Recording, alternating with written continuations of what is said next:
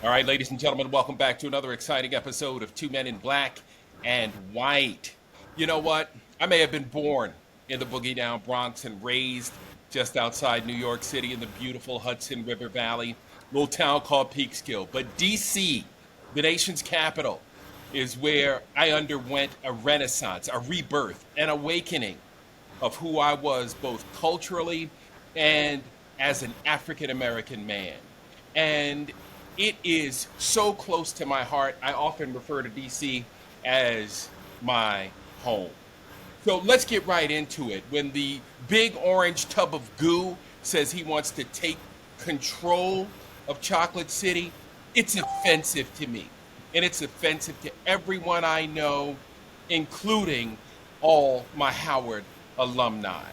All right, joining us now for the conversation, Brock Ganeles joins us live from the beautiful Hudson River Valley, just outside New York City. Brock, my group chat of my Howard University alumni buzzing today about this news conference with the orange mango Mussolini talking about taking control of the nation's capital. You know, where were the National Guard on January 6th, right? But now on August 11th, you want to bring them in to take control of the nation's capital because you want to try to characterize it as something that it's not. You know, I get so annoyed at the way he characterizes urban areas around this country. It is absolutely disgusting. It's right in line, it's right on brand with his white supremacist agenda, but it really pisses me off. And when is the rest of America going to wake up and decide, you know, once he gets you in his crosshairs, then it's going to be your turn? Because it doesn't really matter, you know, who is the object, you know, of his annoyance on any particular day. Just all depends on which side of the bed he wakes up on. Well, he'll have little skirmishes on social media with just about anybody. But when it comes to actually, you know, putting a policy in place that has a tangible negative impact, it's black and brown people that are going to be the targets, right? The National Mm, Guard went to LA, right? Targeting the Latinos that were upset on the ICE deportations. right. When he talks about the cities, he uses coded language, right? About how they're, you know, a disgrace and the like, just like he's, you know, low IQ is his coded language for, you know, black politicians or, you know, prominent black people will call low IQ. So there's Right. certainly a major racial element to this, right? The mayor's black, and you know he's going right at the heart of it and blaming crime, Right. even though you know, but it's all predicated on a lie because actually the crime Right. statistics are down. Like it's like the caravans, right? It's a false crisis.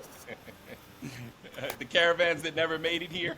But Project 2025 basically, well, yeah, of course, Project 2025 warned us that there was going to be this type of activity and this type of, you know, in essence, domestic military. So he's broken the law, he's broken those norms that no one cares about. It's another act of racism.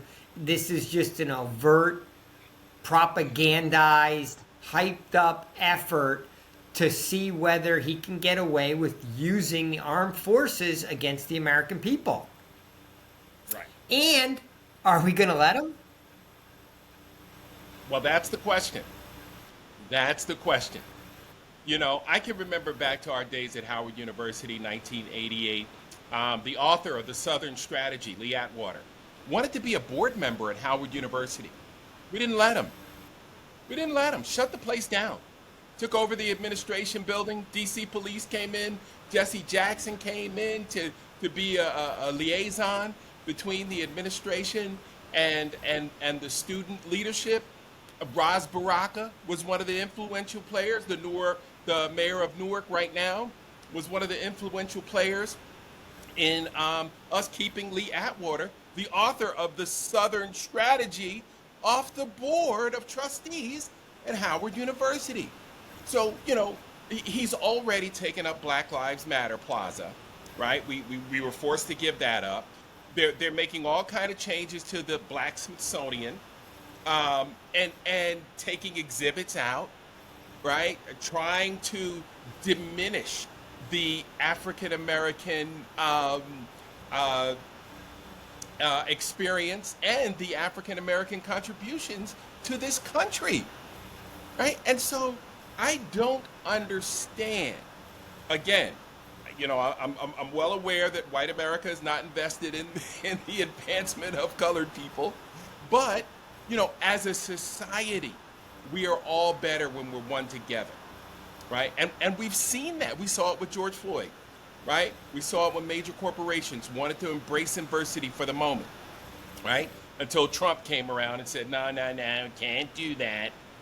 But, at the same time, look what Howard University has given us, besides Kamala, besides Thurgood Marshall, besides all the talented and influential people in our culture.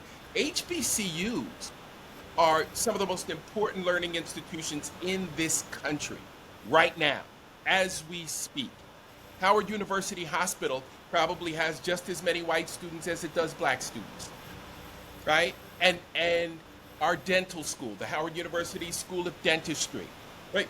People don't even know those things exist, but they create opportunities for those who may not be able to go to other schools, and that was their Yeah. intended purpose, right? Because I didn't know they existed. B, I had no idea that there were any white students at the Howard University doctoral program. So oh yeah, new, for new, med new, school, in- absolutely. new information for the white guy today. So just to show, like I'm in that camp of guys who have no fucking idea about those things. I just thought, look, this is bullshit. We know Trump is doing the overreach. We know he's playing the authoritarianism. We know he's seeing what he can get away with. We know it bothers him that, like, he now, quote, lives in a city that's run by a black woman, right? Yes. It's not a fluke that the two cities the National Guard have been sent to have been both run by black women, right? Yeah. 2 for 2. Okay. Right. Little trend emerging, right? He hasn't, Right. he hasn't, branched out from that, but he might and probably will over time if no one steps in and stops him. Like the American people, like I see protests on the streets in D.C., right? Meaning I see the footage. So people are out there on the streets, they're riled up.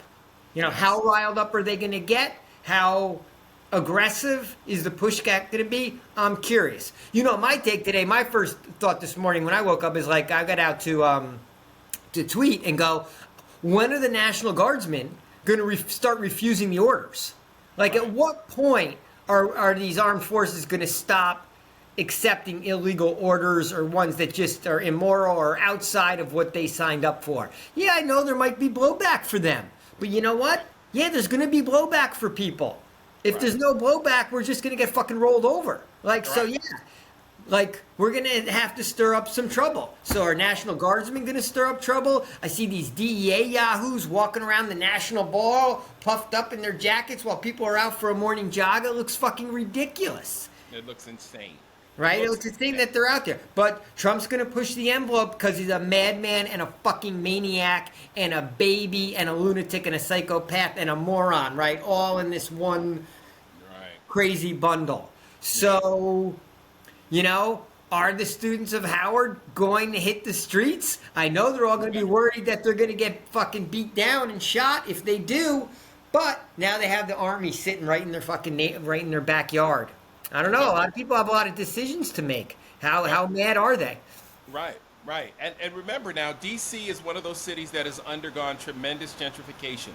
But you still have the Howard University area, you still have large pockets of African American populations, and around the metro D.C. area, you have large populations of African Americans. So, But Mark, let me ask: isn't Howard University near like not so much Georgetown, but like what part of town is the school in? I remember walking by it. Where? yeah, it's considered Northwest D.C., but that's, Northwest is probably the biggest of the four quadrants.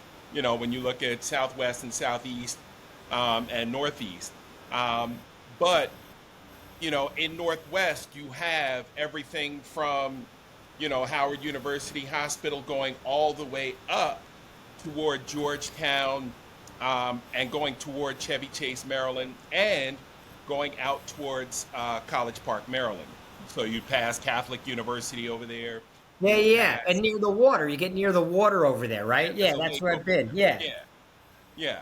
So it used to be a St. Elizabeth's over there, a mental health institution, and we had football drills that we call St. E's, and so it's a large area. That's one of the wealthiest areas of the city, and so Georgetown is included in that portion of the city. So when you get over to Howard University and you start asking, see, I didn't learn about the real, you know, the intricacies of the civil rights movement until I got to Howard, and then I started realizing about all the protests that took place at Howard.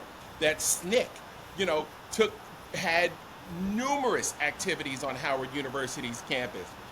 Muhammad Ali came to Howard University's campus to speak after he refused induction into the U.S. Army. So there were so many pivotal players. When I was at Howard University, we still had professors that were there during the civil rights movement during the late 60s, early 70s. So we got it firsthand, and learned some of those lessons from them firsthand. So this is nothing new to Howard University, right? And I know that we will not stand idly by and wait to see what Mango Mussolini does, and wait and see how he tries to impose his white supremacist agenda on our beloved institution. I'm Yeah, telling you, where are the troops and what are they doing? Right, I get in L.A. Right, they were protecting ICE, I guess, right? Like, so they had a mission anyway, even though it was an illegal one. But like, at least they maybe had a place to go. But I mean, Trump's ranting about like getting rid of quote homeless people. Like, are the National Guard rounding up homeless people and then what? Just driving them to concentration camps, or is it just black? Is it just right? black people? Like, is this It's just just black folks. it's just black folks, right? I mean, Yes. is the National Guard up around where the campuses are? Are they on the Georgetown campus? Absolutely not. Yeah. They're not going to be anywhere near Georgetown. Do you know what people pay to live? Yeah, I was gonna say in 50 grand a year. That the prep school kid from Andover who's down at Georgetown, Woo, family's not gonna be happy if not at all. armed forces are getting in the way Right. of his getting to class. And plus, you have all those restaurants over there. That's where all, Yeah, Georgetown is yeah. where the elite in D.C. meet to eat and live. And, very high value property. Ivanka and Jared had a property there. So, you know, you're not going to be fooling around with white folk money, right? They're not going to go over there and terrorize Georgetown, right? They're going to come straight to the black neighborhoods, the places that they perceive have issues. The murder rate is down 30%. Carjacking Yeah, is down already. Yeah, 50%. Yeah, again, it's all born on a lie, right? And a lot of that has to do with the gentrification.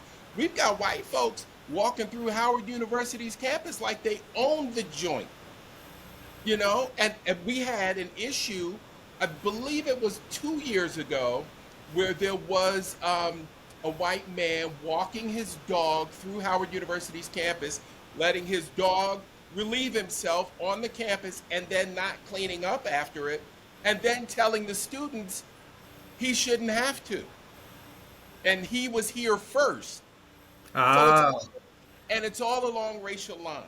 oh, okay. So now what they've done is they've made the price of rent so high near Howard University's campus, right? African American students, can't even afford to double and triple up there and afford the rent. So they have to go to other places further away from campus if you don't get on campus housing. And so it makes it even more difficult. And the gentrification continues. So, this may be another even more sinister, plot to get more of DC's area given back or turned over to white American control. Because remember, this all started when they added a metro train stop right at the corner by Howard University Hospital and Georgia Avenue. So at the corner of Florida and Georgia Avenue, they put a metro train stop there, which opened up everything. So now if you work downtown DC, you can hop on the metro and be there in 5 minutes. So now this makes it an appealing area for you to live. Yeah, I was gonna say, what's bad about that? Okay. Right. So- Right. And so much building has gone on, in the 35 years since I've been gone. And the gentrification continues. So when he says he wants to take over control, I think crime is, the ruse, right? Yeah, it's always the ruse. It's been the ruse since Willie Horton. It's been the ruse as long as we've been alive. It's been the ruse, right? And caravans has been the immigration ruse, right? Right. The boogeyman. You need a boogeyman. Okay, so all right, so Trump wants federal control.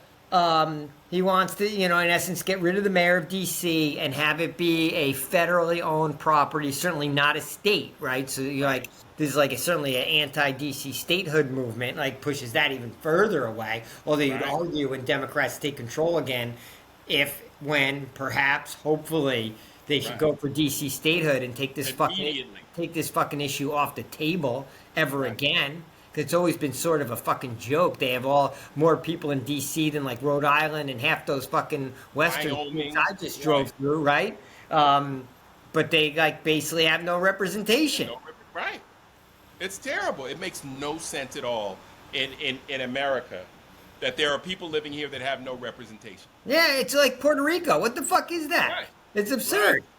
Right. But we can go. But he'll come down and throw paper towels to us. If we should have a bad storm. But this is an authoritarian move today, an overt one, a even more unprovoked one, right? Because even in LA, you could make up a better story, right? Right. Because if you can justify ICE, which we think is bullshit, but okay, you justify ICE, then you get some protests against ICE. You argue the National Guard has to come in to protect ICE to allow them to do their job. Right. DC, you're just making shit up out of thin air. You're not protecting anything. Nothing's going on. People are just living their lives. Crime's down. Life is going on like any other city, town, fucking neighborhood in America. And you're deciding the troops have to come in. And they fucking should not go. Hey, National Guardsmen, you didn't sign up to fucking intimidate your fellow citizens. Your neighbors. Your neighbors. I mean, think about it, Brock. I mean, these guys signed up for a couple of weekends, a month, a year, to get the extra pay and just in case they're needed. They didn't sign up, to terrorize the families that live next to them that don't happen to look like them. I mean, it is just patently absurd. And remember, this is all another attempt to wag the dog, right? Look away from the Epstein files, take your eye off the shiny stuff. When we had a federal judge come out today and say, you know what, we're not releasing the grand jury files. Why? Because they're already public record. And this is only an attempt by the DOJ to create an illusion of transparency. A federal judge said that. Yeah. A federal judge said that. So you tried to pull the wool over our eyes. You tried to play us for dumb.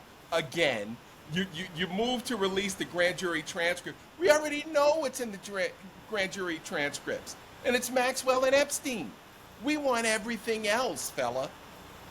And stop pretending like we're idiots. I mean, that's what Trump thinks we are. Well, here's the other topic that I didn't fucking understand in a bit today. So somehow we weren't going to sell AI chips to China because they're our big superpower competitor and we need to out-technology them and we need to win the future with AI. But somehow now we're going to allow NVIDIA and AMD to sell AI chips to China. Sure. But the government is going to take 15% of the revenues. The government, God knows what cut Trump's taking from that, so there's no doubt there's corruption in this. But even if they're, but if not, it's just dollars coming into it's in essence government-owned business. Hey, Russia, right? That's oligarchy, right? So now now the government has a piece of the business or is in business with an NVIDIA and AMD, and now that money is going to come into the coffers so it can be redeployed to hire more ICE agents so we can become more of a military state like China, right? So the whole thing's so fucked up, but is it enough to push enough buttons to get enough people out there on the streets, or are we still comfortably watching? No, because people don't, number one, people don't realize how important AI is. AI right now is like Bitcoin in 2013, right? Like if you missed it in 2013, you missed it, right? You didn't get in on it on the, $20,000 coin. Now it's at 100,000. You can't even get a coin, right? Now, with AI and the government getting 15%, remember what the whole objective of this regime is. It's to enrich themselves, mainly one person, right? So when have we ever in history had any type of arrangement where the government breaks off a percentage? Like, how does that work? How is that even capitalism anymore? How is that capitalism anymore? Right. I mean, it sounds like a socialist program. Yeah, it's a federal bribe. It's a bribe to the federal government to allow them to allow the companies to do something that the government was against, right? And campaigned against, right? China was the boogeyman. China, we need all these tariffs on China because they're catching up to us. China's taking advantage of us. So now we're selling them the AI technology. That sounds very capitalist. That sounds like China's a partner of ours, a trading partner. We're sending them the most important. We used to be worried about them stealing our intellectual property, right? They're stealing all our stuff, right? Mark Cuban's running around. China's stealing all our IP, right? You can't trust China, blah, blah. But now we're selling them the highest powered chips out there so they can develop their AI industry to compete against us in the open market. But the government's taking their slice on the side, and who really knows where that money ends up, right? We don't fucking know. We don't know because now we're going to fire anyone who would say anything, right? Labor statistics person says something that Trump doesn't like, they're fired. So it's crony capitalism. It's very much like Russia 1980s. Their version of capitalism. It's total oligarchy. I mean, Bernie's got it, right? But we're watching. And I'm just fucking pissed the companies are playing along. That's what amazes me, is that they're playing along. I'm shocked. I get it. NVIDIA's going to be more, it's a big market. They're going to sell a whole bunch of chips to China. The CEO of NVIDIA is going to get richer. But no one cares about America. That's what bothers me. Right. No one is looking out for America. At all. I'm sure they've convinced themselves that if they do better, they'll hire more people and everyone will get wealthier and it'll be good. But it's good for such a small percentage of people, like so many other things. Yep. And Brock, did we really expect to win the future with Donald Trump at the helm? With any of these morons out in front, with J.D. Vance out in front? I mean, we're going to give more of America away later this week when Putin comes to town, to his Alaska. I saw a tweet yesterday where a guy was talking about how they learned in their Russian history courses in the 90s that Alaska had been leased to America for 100 years and it's still Russian property. So basically Trump is getting humiliated by coming to Alaska or Russian territory to negotiate more land from Ukraine for Russia. I mean, and we'll never have a record of any of those meetings until Putin decides to give us one. And who the fuck are we to give away Ukraine land? Exactly. Exactly. Like as if it's ours to give. Like we're like like a deck of cards. Like we actually have, Eastern Ukraine, Odessa, like and we're just like flipping the cards on the table. It's not Right. fucking ours to give. It's a sovereign nation. Okay, we're gonna stop giving them military weapons. That in the end, we're gonna try to make them lose the war if they don't agree Right. with what we want. We're gonna strong arm them into it. We'll see if Europe goes for that. I don't think Ukraine's Well, going for it. Europe, The whole premise of the meeting is a fucking fraud, it's a right? It's a farce. fucking joke. Yes, it's a joke. And look at Europe. Europe was pissed. They Of gave it course. to they gave JD Vance the business because Donald Trump sent his boy Winkoff over there, the envoy to Russia, who has no diplomatic experience. Guy's a real estate guy, goes over there, totally gives Putin everything he wants, and then says, "Oh, I must have gotten the translation wrong." Dude, you have no diplomacy experience, Yeah. right? I And, mean, and they all think they think they're so fucking smart. I And know. they're not. And that's the thing that pisses me off. We put these clowns in these positions like, oh, it's so oh, it's diplomacy. You make a couple of phone calls. How hard could it be?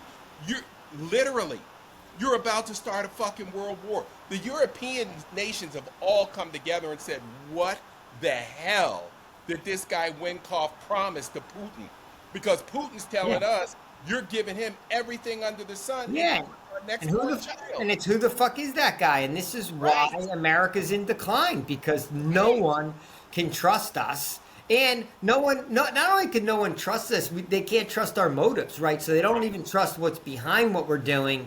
And they certainly can't trust that we can execute even our shitty motives, right? Because the people we're throwing out there there's an incompetence tied in with our corruption as a nation, and then our, our backward motives, like our love of autocracy, right? So it's backward and it's incompetent. So yeah, it's going to be a joke. I mean, the only thing I laugh at is Lisa Murkowski looks like a fucking idiot, right? Because they're coming right to her town after she buckled and pretended like she was too afraid to do fucking anything when she had a little bit of a chance to stand up to Trump, and she buckled over, and now like she's getting steamrolled, and fucking Putin will be sitting like fucking in Alaska, and like he owns the place. Right. And here's the thing too, Brock. Two quick points. Let's not forget the death of expertise, right? That when we talk about American ignorance, it starts with the death of expertise, right? We don't want doctors and experts and scientists and mathematicians and those people who actually know what the fuck they're doing to weigh in on anything anymore, right? It's all about a gut feeling. I got a gut feeling. It's going to be like nothing anybody's ever seen before. So many people are talking. I mean, the guy has bullshitted his way through one presidency, and now he's doing it again. And basically committing crimes in broad daylight for us all to watch, and nobody's doing a goddamn thing about it. And then the second thing is, we've got two criminals. Vladimir Putin, I thought, couldn't go to foreign countries because of the arrest warrants out for him from the United Nations as a war criminal, right? We already know there's a long list of countries that the Trumpster can't go to. So, I mean, what the hell do we expect when two criminals get together, to plot, the demise of Ukraine and its sovereignty? Yeah, and the threat to the rest of Europe that comes with it. Exactly. Because what's going to stop him? What's going to stop him from moving, further down the map? What's going to stop him from going into Poland and those other neighboring countries? Absolutely nothing, because that's what he wants to do. That's what he's always wanted to do. That's why he didn't want Hillary in power. Yeah. Because Hillary understood the Putin dynamic and exactly what he wanted to accomplish. Yeah, 30 years he's been talking about this. Oh, no doubt. Maybe longer. No doubt. And Trump has never heard about this. This is all new to Trump. He doesn't know shit. He's just finding out about this shit. And the people who knew about it, they got rid of them all for Trump 2.0. So there are no guardrails anymore. There are no adults in the room. Laura Loomer is practically running the Defense Yeah, Department. and Rubio's a wimp. Rubio just wants the job, so he'll Right, roll over on anything. I mean, he made it right, beginning of his career as a hawk against Russia. Like that was right. one of his calling cards as a politician. It's what he was running, part of what he was running for president on. Totally Right. rolled over as if that person didn't never existed. Person that Yep. had those beliefs never existed. It's a shame, man. And you look at this once great country, and yeah, it can be better. Yeah, it hasn't lived up to all its promises, but I don't know if there's any place else I'd rather live. I'm just saying. I mean, we had so much here to offer the world, and one D minus fucking student is destroying it all. Fucking train wreck. It's a fucking It train really wreck. is. So I'm angered every morning, man. Now I mean, we're getting at boiling point time. I'm really interested to see how aggressive DC gets about having troops on their streets. Right. Right. And I mean, I almost like fucking dare Trump to send troops to New York City. Right. Right. And Well, I want to have a big protest in DC and let him call in. Let's have martial law because this is basically martial law right now. right. So we're there, right? If he's calling up the National Guard to go into D.C. for some bullshit reason he made up 48 hours ago, but Project 2025 has been talking about probably for 5 years, waiting for this moment. And now they got the idiot Trump will say anything because he's a pathological liar. You just have to tell him there's a bunch of black people and crime, and he'll Right. go chase after it, right? So they know how to push his buttons and point him in the right direction, Oh, no doubt. in their direction, meaning the right direction Right. for them. So that's martial law, right? I mean, it's U.S. troops being deployed against U.S. citizens. So we're there, Yep. right? It's the second time. It's not a fluke anymore. Like this is what the government is doing. How many cities do they have to deploy in before we as citizens go fuck this? And how many times do the troops have to show up and not lay down? Like if just these 1,000 guardsmen like said no, we're not fucking going or walked and ceremonially laid down their weapons and walked away, it would be seismic to the country. It might be the end of Trump. It might Yes. start the beginning of the end. Yep. Yep. Like if 10 of them did it and had a press conference and made it a huge thing, if any of these it would principal- become a national debate. if any of these principled military leaders stood up to him and said, "Absolutely not, we're not doing this," that would be, the match in the tinderbox that sets this shit off. Yeah. Well, good stuff, bro. Let's keep an eye on DC. Let's keep an eye on these military leaders because we're still looking for leadership. We're still looking for messaging from the Democrats, which I'm not hopeful for.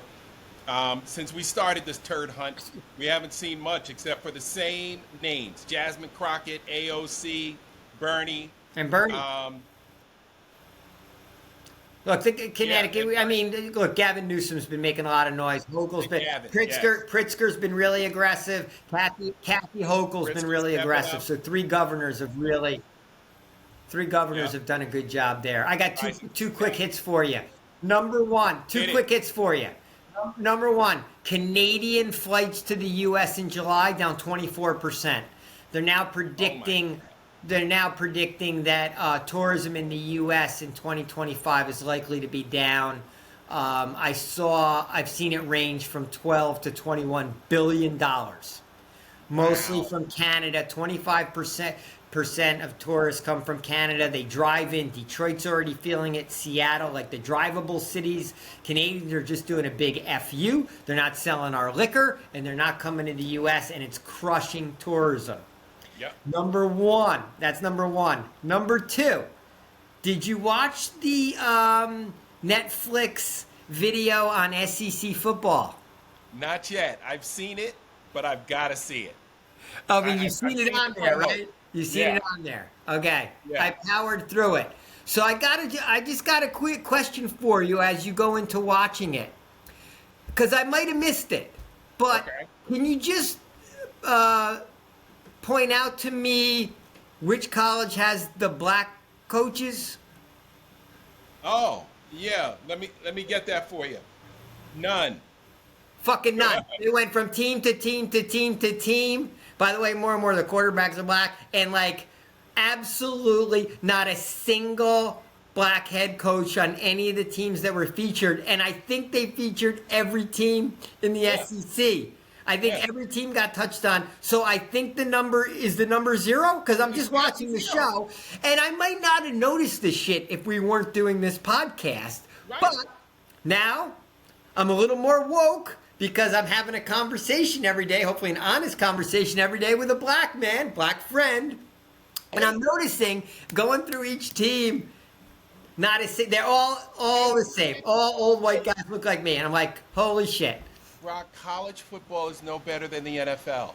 I played, I played for the first Division 1A college football coach, Willie Jeffries. First black coach? First black head coach at a major institution was Willie Jeffries. I played for him at Howard. This is our lifetime, bro. So I was 20 when I got to Howard.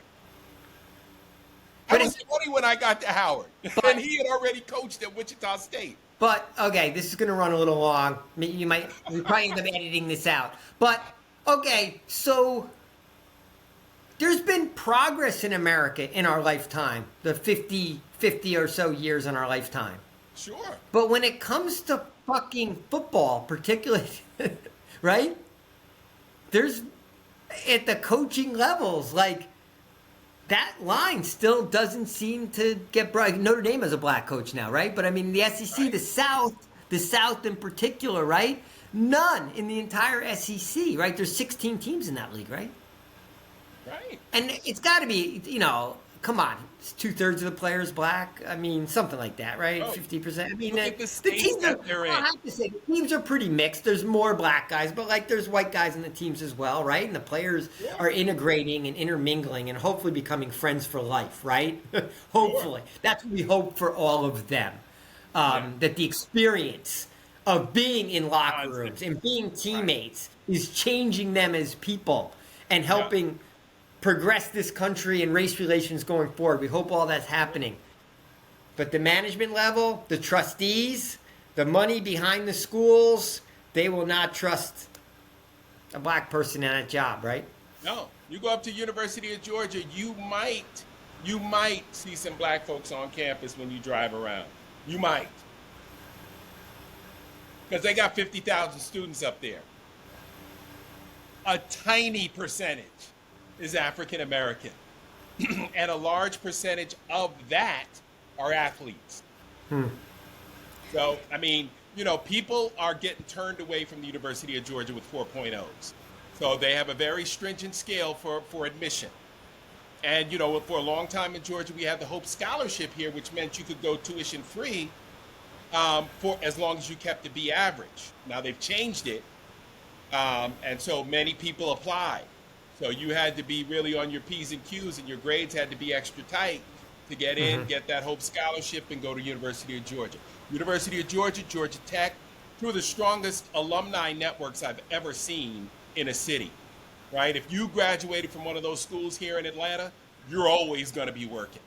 You're always going to have a You're hooked job. up. Yeah, the alumni take care of each other. But, at the same time, you're not seeing, a whole lot of African American, admissions throughout the Southeast Conference. Throughout the conference. Look at the states we're in, bro. Okay, Georgia, Florida, Alabama, Mississippi, right? Louisiana, Texas, right? Tennessee, Missouri, Tennessee, Tennessee, Tennessee, right? South Carolina, South Carolina. Yeah, I mean, come on, bro. What do we expect? What do we expect? Yeah, I just watched this show. From a football point of view, it was really a good watch and interesting.